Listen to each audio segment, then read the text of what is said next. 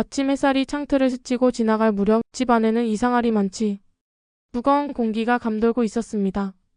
평소엔 식탁 위에 따뜻한 미역국과 갓 지은 밥 냄새가 풍기고 시어머니의 조용한 콧노래가 들려오는 시간. 하지만 오늘은 그 모든 것들이 사라져 있었습니다. 마치 누군가 시간을 멈춰놓은 듯 침묵만이 거실 한가운데를 점령하고 있었습니다. 시어머니께서는 조용히 안방에 앉아 낡은 캐리어 하나를 열어두고 정갈이 접어둔 옷가지들을 천천히 하나하나 담고 계셨습니다. 한 벌, 두 벌. 그리고 양말, 수건, 약봉지, 작은 성경책, 오래된 사진 한 장까지. 그 손길은 무척이나 익숙해 보이면서도 동시에 떨리고 있었습니다. 아마도 그 속엔 말하지 못한 수천 개의 감정이 들어 있었을 것입니다. 체념, 슬픔, 원망, 그리고 마지막 남은 자존심. 저는 부엌 입구에 서서 그 광경을 한참 동안 바라만 보았습니다. 손끝을 움켜쥐고 있지 않으면 눈물이 쏟아질 것 같았습니다. 그때 남편인 진수 씨가 방에서 나왔습니다. 넥타이를 매지도 않고 구겨진 셔츠를 입은 채 소파에 털썩 앉으며 툭 던지듯 말했습니다. 짐 다 싸셨어요, 어머니? 그 말 한마디에 저는 심장이 철렁 내려앉았습니다. 어머니께서는 대답 대신 천천히 고개만 끄덕이셨습니다. 하지만 그 미세한 움직임조차도 너무도 무거워 보였습니다. 요양원에선 필요한 거 챙겨오라고 하던데. 뭐 빠뜨린 거 없으시겠죠? 진수 씨는 말끝마다 어머니를 붙이고 있었지만 그 말투엔 단 1g의 애정도 없었습니다. 마치 오래된 가구를 처리하듯 짐 정리하듯 그렇게 사람을 내몰고 있었습니다. 진수 씨 어머니가 어디를 가신다는 거예요? 갑자기 요양원이라니. 저는 조용히 물었지만 속은 이미 부글부글 끓고 있었습니다. 아무리 그래도 한 집안의 어머니를 이렇게 내모는 일이 정당할 수는 없습니다. 진수 씨는 저를 빤히 쳐다보더니 짜증 섞인 어조로 말했습니다. 당신도 다 알잖아. 어머니 요즘 정신도 흐릿하고 가스도 2번이나 틀어놓고 잊었고 아이도 위험하고 우리 둘 다 일하잖아. 솔직히 부담되잖아, 당신도. 말은 안 했지만. 저는 그 말에 숨이 막히는 것 같았습니다. 진수 씨, 저는 단 한 번도 어머니가 불편하단 말 한 적 없어요. 그래도 느껴지잖아. 솔직히 말해서 나도 마음 아프지. 그래도 어쩌겠어. 우리도 우리 삶이 있잖아. 우리 삶. 그 말이 그렇게 쉽게 나올 수 있는 건가요? 어머니는 이 집을 일군 장본인이었습니다. 어린 진수를 키우기 위해 시장에서 떡볶이를 팔고 새벽마다 식당 주방에서 허리를 굽혀가며 일하셨습니다. 남편 없이 홀로 자식 키우고 손자까지 돌보셨던 분입니다. 그런 어머니를 이제 와서 우리 삶의 짐처럼 여기다니. 그때 어머니께서 조용히 말씀하셨습니다. 진수야, 괜찮다. 난 오래전부터 생각하고 있었다. 이렇게 민폐 끼치느니 조용한 곳에서 지내는 게 낫지. 그 말씀 속엔 분명 무언가 꾹 눌러 담은 슬픔이 있었습니다. 고운 말씨 뒤에 숨긴 쓸쓸함 그리고 단념. 저는 그 자리에서 무릎을 꿇을 뻔했습니다. 어머니, 저는 그런 뜻이 아니었습니다. 제발. 애미야, 넌 내 마음 알지 않니? 괜찮다. 난 너한테 고마운 마음뿐이다. 그 순간 저는 숨이 막혔습니다. 어머니는 끝까지 저를 걱정하고 계셨습니다. 자신이 집에서 쫓겨나는 그 순간에도 시어머니가 아닌 딸처럼 아껴온 며느리를 먼저 생각하고 계셨습니다. 진수는 벨소리에 재촉을 받듯 일어나 외쳤습니다. 차 왔다. 어머니 나가시죠. 요양원에서도 대기 중이라 했어요. 저는 어머니 앞을 막아서며 말했습니다. 진수 씨, 이건 아니에요. 이건 사람의 도리가 아닙니다. 도리? 도리는 당신이 생각하던 시절 얘기지. 요즘 세상에 누가 부모 모시고 살아. 그 말에 저는 입술을 깨물었습니다. 이 남자에게 더는 기대할 게 없다는 사실을 깨달은 순간이었습니다. 어머니는 조용히 캐리어를 닫으시고 현관으로 걸어가셨습니다. 그리고 마지막으로 집 안을 돌아보셨습니다. 주방 찬장, 벽에 걸린 가족사진, 도윤이의 그림이 붙은 냉장고, 식탁에 걸쳐진 수건 하나까지. 모든 것이 어머니의 손길이 담긴 집이었습니다. 그 눈빛은 말하고 있었습니다. 여기서 내가 얼마나 살아왔는지 아무도 모르겠구나. 현관문 앞에서 어머니는 저를 바라보며 조용히 입술을 움직이셨습니다. 애미야, 부디 너는 행복하거라. 그 말을 끝으로 어머니는 집을 나서셨습니다. 어머니가 떠나시고 난 집은 놀라울 정도로 조용했습니다. 그날 이후 집안에는 늘 싸늘한 적막이 감돌았고 진수는 이전보다 더 무심한 사람이 되어갔습니다. 말수는 줄었고 퇴근 후엔 늘 술에 절어 들어왔습니다. 아이를 데려다주는 일도 장을 보는 일도 집안일도 전부 제 몫이 되었습니다. 하지만 그런 일상보다 더 무서웠던 것은 텅 빈 거실의 정적이었습니다. 시어머니께서 계셨던 그 자리는 비어 있었고 저녁마다 들리던 콩나물 씻는 소리나 국 끓는 냄새도 사라졌습니다. 아이의 숙제를 함께 봐주시던 나지막한 목소리도 간식 먹으라고 부르시던 정겨운 말씨도 이제는 없었습니다. 어느 저녁 저는 부엌에서 조용히 설거지를 하다가 문득 어머니의 방 쪽을 바라보았습니다. 아직 정리하지 못한 채로 남아있는 어머니의 공간. 문은 닫혀 있었지만 그 안에는 여전히 어머니의 체온과 숨결이 남아있는 듯 했습니다. 결국 저는 참지 못하고 조용히 문을 열었습니다.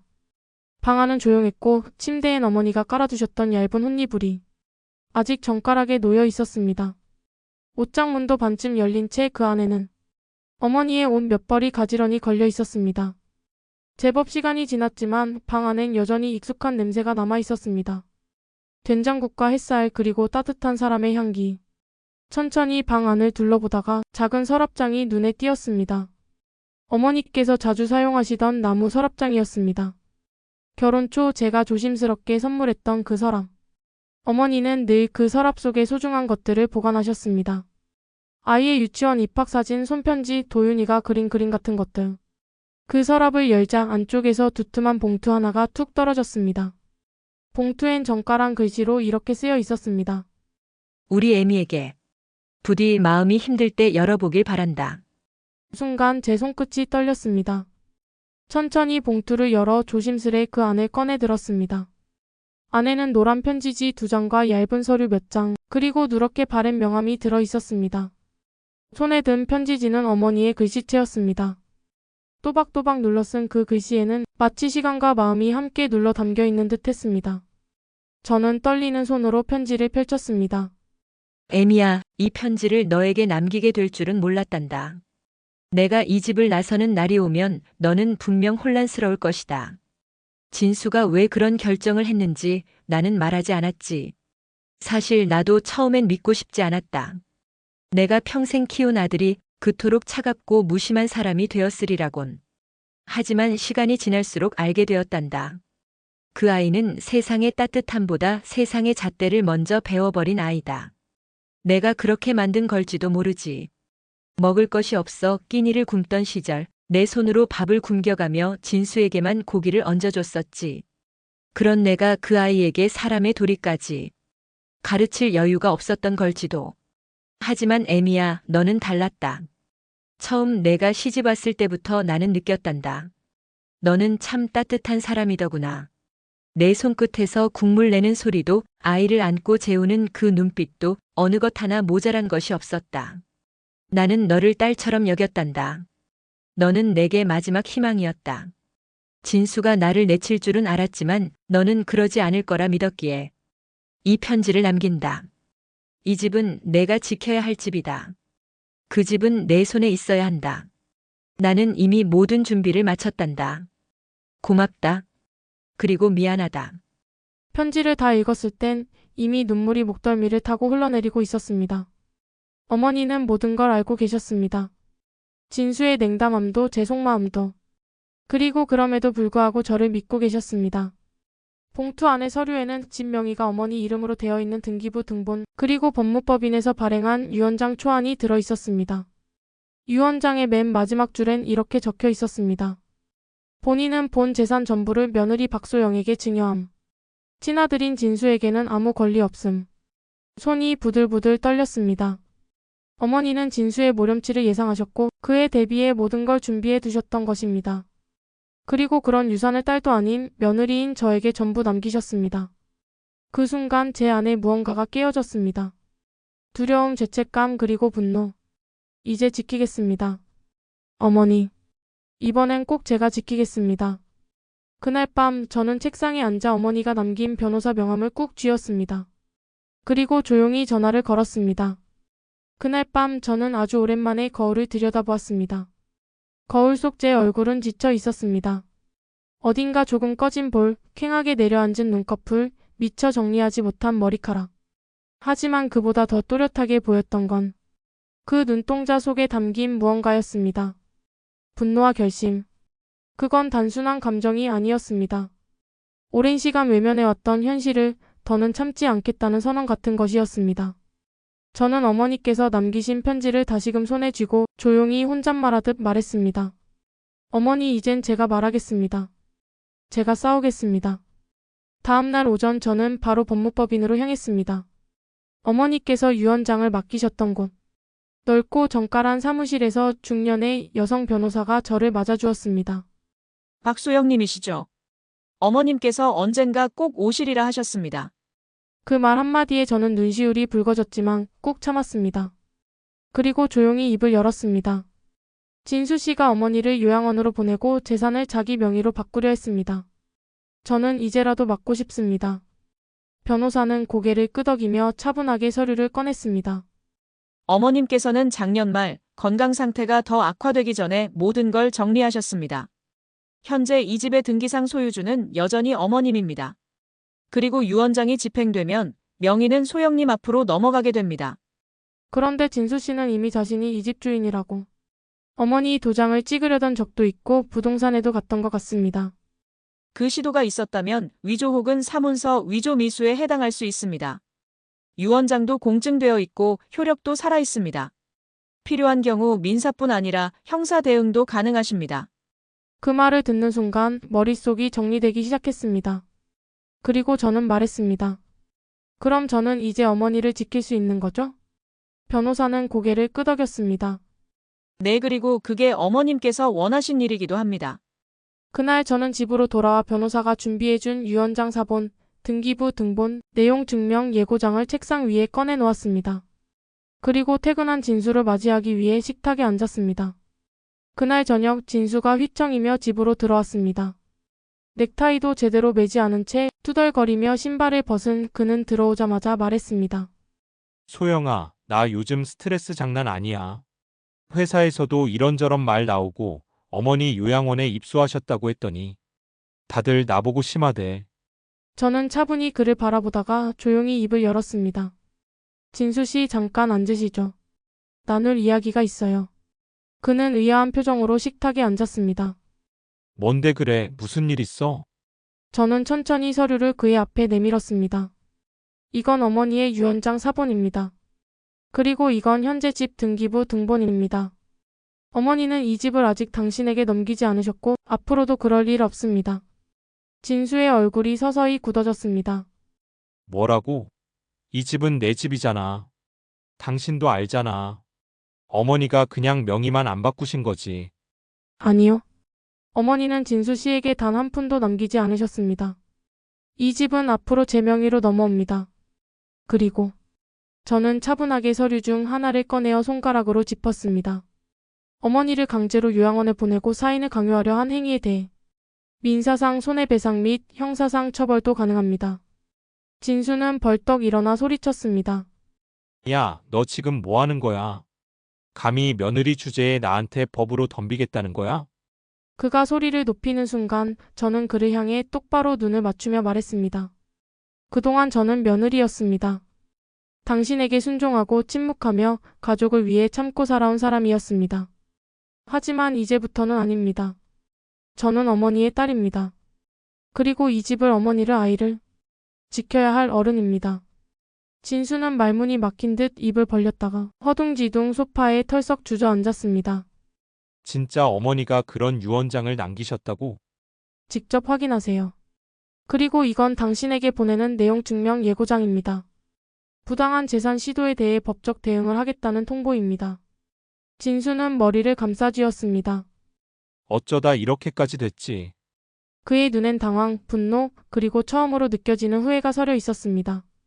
하지만 저는 그 어떤 감정에도 흔들리지 않았습니다. 저는 그를 똑바로 바라보며 마지막으로 말했습니다. 이제부터는 진짜 가족이란 무엇인지, 당신이 잃은 게 무엇인지 천천히 깨달으시기 바랍니다. 며칠 뒤 진수는 결국 회사를 무단 결근했습니다. 예고 없이 며칠을 술에 취해 지낸 끝에 그는 마침내 저에게 무릎을 꿇었습니다. 처음이자 마지막으로 그의 자존심이 꺾인 순간이었습니다. 그날 밤 거실 한가운데에서 그는 바닥에 주저앉아 손을 떨며 말했습니다. 소영아, 나 좀 살려줘. 정말 잘못했어. 어머니를 그렇게까지 몰아넣을 생각은 아니었어. 그냥 우리 생활이 너무 벅차서 그랬던 거야. 저는 말없이 그를 바라보았습니다. 몇 년 전 제가 아이를 낳고 산후조리원에서 혼자 눈물 흘릴 때 그는 친구들과 술을 마시며 웃고 있었습니다. 아이가 열이 펄펄 끓어 응급실에 실려갔을 때도 그는 출장 중이라며 전화를 꺼두었고 어머니께서 허리를 다치셨을 때도 그는 고작 한마디 했습니다. 병원비는 당신이 알아서 해. 그 모든 기억이 제 머릿속에 선명하게 떠올랐습니다. 그리고 저는 조용히 대답했습니다. 늦었습니다, 진수 씨. 어머니는 다 알고 계셨습니다. 당신이 어떤 사람인지 어떤 자식인지. 그래서 모든 걸 저에게 맡기셨습니다. 소영아, 제발 아이도 생각해야지. 내가 이 집에서 나가면 도윤이는 어머니가 키우셨습니다. 당신은 이 집의 아버지가 아니었습니다. 그리고 앞으로도 아닐 겁니다. 그 말에 진수의 얼굴은 굳어졌습니다. 그는 두 눈에 눈물을 머금은 채 마지막으로 말했습니다. 정말 이혼밖에 답이 없다는 거야? 저는 천천히 고개를 끄덕였습니다. 이제 그만 놓아주시죠. 당신에게 남은 가족은 없습니다. 그렇게 진수는 집을 나갔습니다. 빈손으로 맨발로 쓸쓸히 뒷모습을 남긴 채 현관문이 닫히는 소리가 마치 커다란 판결처럼 울렸습니다. 그 순간 제게선 오랜 시간 눌러왔던 무게가 툭 하고 떨어져 나간 듯 했습니다. 그날 저녁 저는 도윤이를 재운 뒤 어머니가 계신 요양원으로 향했습니다. 늦은 시간이라 면회는 불가능했지만 저는 그저 어머니 곁에 있고 싶었습니다. 요양원 입구에 도착하자마자 익숙한 풍경이 눈에 들어왔습니다. 담장 너머로 보이는 소나무들, 벤치에 앉아 담요를 덮고 있는 어르신들, 그리고 저 멀리 유리창 너머로 보이는 그분. 어머니께서 창가에 앉아 계셨습니다. 가느다란 어깨는 여전히 작고 머리는 조금 더 휘어졌지만 그 눈빛은 분명히 제 어머니셨습니다. 저는 유리창 앞에 다가가 살며시 손을 올렸습니다. 그 순간 어머니께서 제 쪽을 바라보셨습니다. 그리고 아주 천천히 입가에 미소를 띠셨습니다. 창문 너머로 전해지는 그 따뜻한 눈빛은 마치 오랫동안 기다렸다는 듯한 그런 표정이었습니다. 저는 그 자리에서 참지 못하고 눈물을 흘렸습니다. 손등으로 눈물을 훔치며 중얼거렸습니다. 어머니 이제 괜찮습니다. 제가 다 지켰습니다. 집도 도윤이도 그리고 어머니도. 어머니는 입모양으로 말하셨습니다. 고맙다 내 딸아. 그날 밤 저는 요양원 앞 벤치에 잠시 앉아 하늘을 바라보았습니다. 찬바람이 옷깃을 스쳤지만 제 마음은 오히려 따뜻했습니다. 모든 것이 끝났습니다. 그리고 이제부터는 다시 시작할 수 있었습니다. 며칠 뒤 저는 요양원에 다시 전화를 걸었습니다. 어머니를 모시고 오겠다고 집으로 돌아가셔야 한다고 말씀드렸습니다. 담당 간호사 선생님은 놀란 듯 조용히 말을 잇지 못하다가 이내 따뜻한 목소리로 말씀하셨습니다. 어머님께서요, 매일 창밖만 바라보셨어요. 매일 같은 시간에요. 아마도 그 기다림이 오늘로 이어진 것 같습니다. 그 말에 제 눈가가 다시금 뜨거워졌습니다. 그날 오후 저는 아이 도윤이의 손을 잡고 요양원에 도착했습니다. 아이는 평소와 다르게 조용했고 손을 꼭 쥐고 따라오며 작은 목소리로 물었습니다. 엄마, 할머니 다시 우리 집으로 오시는 거예요? 저는 고개를 끄덕이며 조용히 말했습니다. 그래 도윤아. 할머니는 원래 우리 가족이셨잖니. 이제 다시 함께 지내게 될 거야. 요양원 로비에 들어서자 어머니께서 휠체어에 앉아 계셨습니다. 창가 쪽에서 우리를 기다리고 계셨던 듯 고개를 돌리시자마자 저와 도윤이를 향해 환하게 웃으셨습니다. 아이보다 먼저 달려간 건 오히려 저였습니다. 저는 조심스레 무릎을 꿇고 어머니의 손을 잡았습니다. 어머니 이제 집으로 가요. 어머니가 계셔야 할 곳은 여기 아니잖아요. 집이에요. 그 따뜻한 부엌, 어머니 손만 나는 밥상, 도윤이도 저도 그게 그리워서요. 어머니는 아무 말씀 없이 제 손등을 쓰다듬으셨습니다. 그러다 이내 조용히 입을 여셨습니다. 애미야, 정말 괜찮겠니? 나 다시 그 집으로 돌아가도 되는 거니? 돌아오셔야 해요. 그 집은 어머니의 집이에요.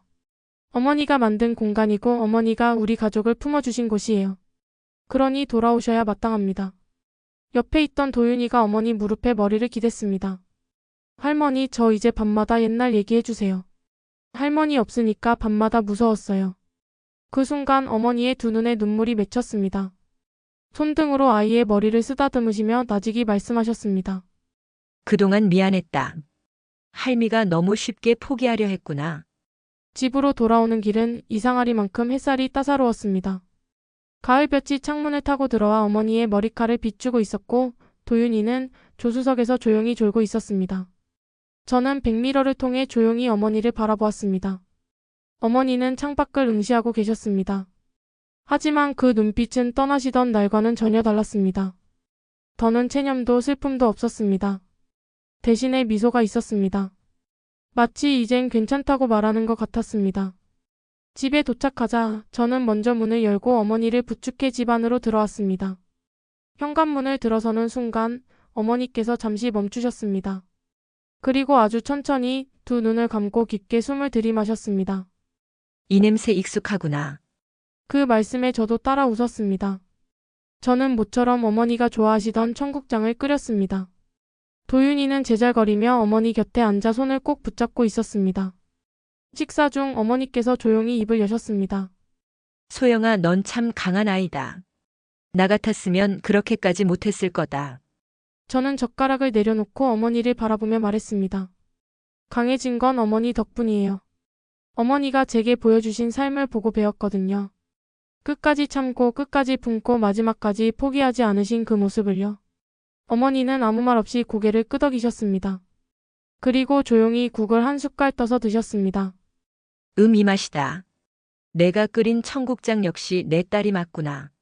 그 순간 저는 참아왔던 웃음을 터뜨리고 말았습니다. 도윤이도 깔깔 웃으며 말했습니다. 할머니, 엄마가 요즘 요리학원 다녀요. 할머니 음식 담고 싶다고요. 어머니는 그 말을 듣고 천천히 눈가를 닦으셨습니다. 웃음과 눈물이 뒤섞인 그 모습은 그 어떤 말보다도 강렬한 감동이었습니다. 그날 밤 아이를 재운 후 어머니와 저는 마루에 나란히 앉았습니다. 늦가을 바람이 창밖을 스쳐 지나가고 하늘엔 별이 총총 떠 있었습니다. 소영아, 네, 어머니. 넌 이제 내 며느리가 아니라 내 딸이다. 그렇게 생각하면 안 될까? 저는 조용히 어머니의 손을 잡았습니다.